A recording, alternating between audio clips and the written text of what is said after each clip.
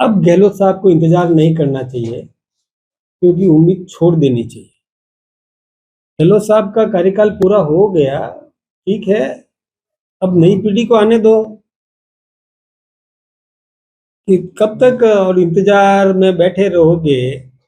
अब तो कहो कि हम सही दिशा में नई पीढ़ी को प्रेरित करें, मार्गदर्शन दें। ये है उनका अब समय, क्योंकि वो क्या क्या बोल देते हैं, शब्द चयन भी थोड़े बिगड़ने लग गए आजकल गहलोत साहब के।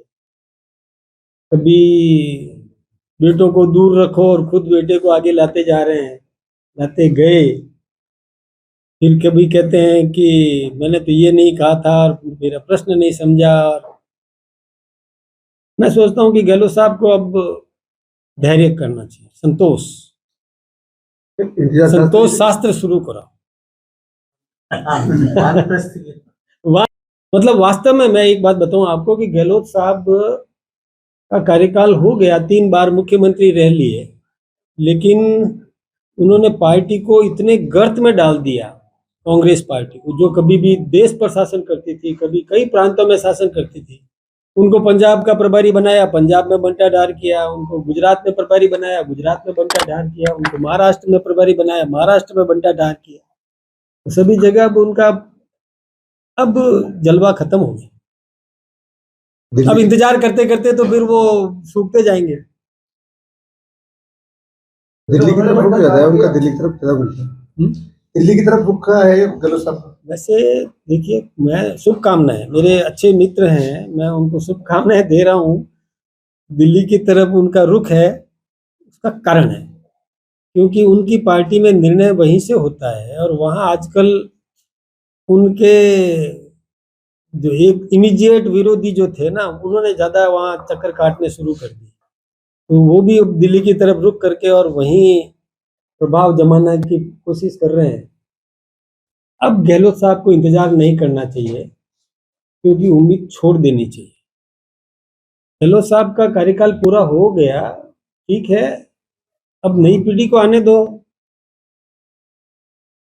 कि कब तक और इंतजार में बैठे रहोगे। अब तो कहो कि हम सही दिशा में नई पीढ़ी को प्रेरित करें, मार्गदर्शन दें। ये है उनका अब समय, क्योंकि वो क्या क्या बोल देते हैं, शब्द चयन भी थोड़े बिगड़ने लग गए आजकल गहलोत साहब के। कभी बेटों को दूर रखो और खुद बेटे को आगे लाते जा रहे हैं, लाते गए। फिर कभी कहते हैं कि मैंने तो ये नहीं कहा था और मेरा प्रश्न नहीं समझा। और मैं सोचता हूँ कि गहलोत साहब को अब धैर्य करना चाहिए, संतोष शास्त्र शुरू करो।